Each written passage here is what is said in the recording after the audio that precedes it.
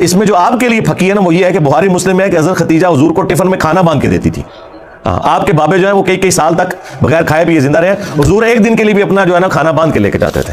اب آپ دیکھ لیں پھر ہم کیوں نہ کہیں کہ میرے نبی سا ہے ہی کوئی نہیں, تیرے بابے تھے شے ہی کوئی نہیں. اگر حضور ٹفن میں کھانا لے کے جاتے تھے تو یہ بابے کس طرح دعویٰ کرتے ہیں کہ کھاتے نہیں ہو؟ کہتے ہیں جی وہ ایک پیر وہاں بیٹھا ہوا تھا جی, وہ ننگا مر گیا, وہ کہتے ہیں جی بابا درکا جی 3 سال تک کچھ کھادا پیتا نہیں ہے. اس کے نیچے ہی ایک بندے نے کامنٹس کیے کہ میں اسی گاؤں کا رہنے والا ہوں, میں نے اس کو درجنوں نہیں سینکڑوں دفعہ کھاتے پیتے ہوئے دیکھا. یہ جھوٹ بول رہے ہیں. فرماتے ہیں پھر میں نے مجاہدہ کیا. مجاہدہ کا مطلب اپنے آپ کو سنوارنے کے لیے کوشش, اتنی کوشش. فرماتے ہیں میں جنگلوں میں چلا گیا, 25 سال میں نے جنگلوں میں گزارے. فرماتے ہیں گھاس پھوس کھاتا تھا, پتے کھاتا تھا, کبھی کبھی وہ بھی نہیں ملتے تھے, میں بغیر اس کے رہتا تھا. فرمایا پھر ایسا وقت آ گیا 3 برس میں نے کچھ بھی کھایا پیا. اونچی گئے کتنا عرصہ؟ 3 سال پہلے وفات پائی ہے, میرے خیال 3 سال ہی ہوئے ہیں. بابا رحمت اللہ نے, مانسیرے کا رہنے والا تھا, نام تھا رحمت اللہ, اس کو بابا دھنکا کہتے تھے. کوئی بیٹھا ہو یا مانسیرے کا تو جانتا ہوگا. کراچی سے لوگ گئے, وزیر اعظم گئے, صدر صاحب گئے. بابا ڈنڈا مارتا تھا نا, جس کو ڈنڈا لگتا تھا اس کا بیڑا پار ہو جاتا تھا. اس بابے نے, لوگوں نے وہاں رہ کے دیکھا 20 برس کچھ کھایا پیا نہیں, پانی کا گھونٹ بھی نہیں, پانی کا اونچی. میں کہہ رہا ہوں غوث پاک 3 سال کچھ نہیں کھا پی رہے تو لوگ پریشان ہو رہے ہیں. اس بابے کے پاس 6 مہینے رہ کے لوگوں نے دیکھا بابا کچھ بھی کھاتا پیتا نہیں, کچھ بھی کھاتا پیتا نہیں. جو بخاری مسلم میں ڈیٹیل حدیث موجود ہے, غار حرا میں نبی صلی اللہ علیہ وآلہ وسلم چند دنوں کے لیے عبادت کے لیے چلے گئے. سیدہ عائشہ راویہ ہیں کہ نبی علیہ السلام کی زندگی کا جب 40واں سال شروع ہوا تو آپ کا دل دنیا کے کاموں سے اچاٹ ہو گیا, اور سیدہ خدیجہ سلام اللہ علیہا سے وہ کچھ کھانا وغیرہ بندوا کر تو وہ غار حرا میں عبادت کے لیے چلے جایا کرتے. یا آپ کے بزرگ ہیں جو 40 سال تک بغیر کھائے پیے زندہ رہتے ہیں, اللہ کے نبی کو روٹی کی ضرورت پڑتی تھی, آپ کی بیوی باندھ کے دیتی تھی. کہانیاں ساریاں جتنے جتنے کہانیاں آئے گی میں وڈ کے پر ماروں گا. بخاری مسلم ہے کہ نبی اسلام کھانا سال لے کے جایا کرتے تھے. تو آپ کے وہ تو کہتے ہیں بزرگ اتنے سال تک چلا کٹیا نہ کچھ کھادا نہ پیتا, سب جھوٹ ہے. تو بخاری مسلم کے الفاظ ہیں کہ نبی علیہ السلام کہتے ہیں کہ اچانک ایک دن میرے سامنے انسانی شکل کے اندر فرشتہ نمودار ہوا. جبرائیل علیہ السلام آئے اور انہوں نے مجھے کہا اقرا, پڑھو. تو آپ علیہ السلام کہتے ہیں میں نے کہا ما انا بقاری, میں تو پڑھا ہوا نہیں ہوں. 3 دفعہ اس نے یہ ریپیٹ کیا تو نبی علیہ السلام نے کہا کہ میں تو پڑھا ہوا نہیں ہوں. اور پھر جو 4تھی دفعہ بخاری مسلم کے الفاظ ہیں کہ فرشتے نے آپ کو سینے سے لگایا اور پھر جب چھوڑا تو کہا پڑھ, تو پڑھ لیا. وہ سینے سے لگا کے اللہ تعالیٰ نے جبرائیل کے ذریعے پڑھنے کی استعداد آپ علیہ السلام میں ٹرانسفر کر دی. سمجھ آ گئی بات کی؟ اللہ کے لیے تو ممکن نہیں ہے نا, ناممکن نہیں ہے نا یہ چیز, ایک لمحے میں کسی کو سکھا سکتا ہے.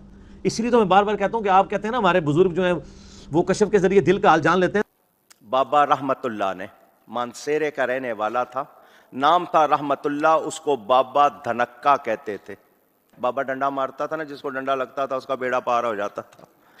ٹی وی میں آیا تھا, ڈنڈا مار رہے بابا جی اللہ کا. کوئی ہوتا تھا نا جس کی نیت خراب, بابا ٹکا کے مارتا تھا. اس کے دل کا حال بابے پہ کھل جانا, باقی کو تو ہلکا ہلکا, اس کو ٹکا کے مارتا تھا بابا. اس کو پتہ لگ جاتا تھا کہ میں کس نیت سے آیا ہوں. اس لیے تو میں بار بار کہتا ہوں کہ آپ کہتے ہیں نا ہمارے بزرگ جو ہیں وہ کشف کے ذریعے دل کا حال جان لیتے ہیں, تو اللہ تعالیٰ ان کو 2 منٹ میں سکھا دے. میں اپنا میکینیکل انجینئرنگ کا فارمولہ لکھ کے دیتا ہوں, کوئی دنیا کا بابا اس کو دیکھ کے پڑھ کے بتا دے, کہتے ہیں دل کے حال جان لیتا ہے. یہ تو سارے ٹھوس ہو جاتے ہیں. بھائی کشف کا, اللہ کو تو میکینیکل انجینئرنگ آتی ہے نا, تو آپ کو تو ہم یہی چیک کریں گے نا. دل کا حال تو دور کی بات ہے نا, پرانی بات ہے, دیکھ کے پڑھ دے, نہیں پڑھ سکتا. یہ سارے بابے لے گیا ہو نا میرے کو, جڑے اڑنے والے نے انہوں نے میں منارے پاکستان تو سٹاں گا, ہاں جڑے پانی ترنے والے نے انہوں نے میں کشتی سوار کر کے جیل میں جڑا نا پرلے بیلے والے پاسے لے کے جاواں گا, ہاں اتوں مندا کرواواں گا انہوں نے. جڑے بھوکے پیاسے رہن والے نے انہوں نے بھی میں انہوں دا بھی بندوبست کرنا وا. ہاں تو جڑے سمندر روکنے والے وہ بھی لے کے آؤ، انہوں نے پانی پلا کے نا تو پھر انہوں نے کہنا روک کے دسو. پچھلے دنوں میرا جو کلپ ہے اس میں نے اسامہ ابن زید رضی اللہ تعالیٰ عنہ کے بارے میں بتایا کہ ان سے ایک جنگ میں ایک کافر کے ساتھ لڑائی کے دوران کافر جب نیچے آیا ان کی تلوار کی نوک کے، اس نے کلمہ پڑھ دیا ڈر کے، انہوں نے پھر بھی اسے قتل کر دیا. لیکن دل میں اب کلک تھا، جا کے حضور علیہ السلام سے خود ہی اپنا معاملہ بیان کر دیا کہ یا رسول اللہ اس طرح اپنی شکایت خود ہی کر دی. آپ فرمایا تو نے کلمہ اس نے پڑھ لیا تھا تو تو نے اسے کیوں قتل کیا؟ کہ یا رسول اللہ اس نے ڈر کے پڑھا تھا. آپ فرمایا تو نے اس کا دل چیر لیا تھا؟ اسامہ تو کیا کرے گا جب وہ کلمہ پڑھتا ہوا اللہ کے حضور کھڑا ہو جائے گا؟ اور اس جملے کو آپ ریپیٹ کرتے رہے، اسامہ تو کیا کرے گا، اسامہ تو کیا کرے گا، اسامہ تو کیا کرے گا. تو آج اس حدیث کے اس پورشن کے اوپر بھی ذرا غور کریں کہ اسامہ بن زید کو نبی علیہ السلام فرما رہے ہیں تو نے اس کا دل چیر کے دیکھ لیا تھا کہ اس نے ڈر کے کلمہ پڑھا یا حقیقتاً پڑھا ہے. تو ان کو کہنا چاہیے تھا یا رسول اللہ آپ کے تو امت کے ادنا ادنا غوث اور کتب ابدال علم غیب جانتے ہیں، تو میں تو اولیاء اللہ کا سردار ہوں، میں تو صحابی ہوں، تو میں نے واقعی یا رسول اللہ دل چیر لیا تھا. نا یہ بھی تو مطلب نکلتا ہے. اور اس سے یہ بھی عقیدہ پتہ چل گیا کہ نبی علیہ السلام میں کوئی کسی کا دل چیر کے نہیں دیکھ سکتا اس کے اندر کیا ہے. علم غیب کوئی نہیں جانتا. یہ آپ کو تو کہانیاں کراتے ہیں نا، یہ شان ہے خدمت گاروں کی، سرکار کا عالم کیا ہوگا کہتے ہیں نا. اور خدمت گار کون ہوتے ہیں؟ وہ ان کے اپنے بابے. جب ہم کہتے ہیں یار صحابہ کی بھی کوئی کرامات، وہ کہتے ہیں نہیں صحابہ کرام تھے، ایک وڈر تو وڈا غوث بھی ہوئے نا جی، وہ صحابی کی جوتیوں کی خاک کے برابر نہیں ہو سکتا.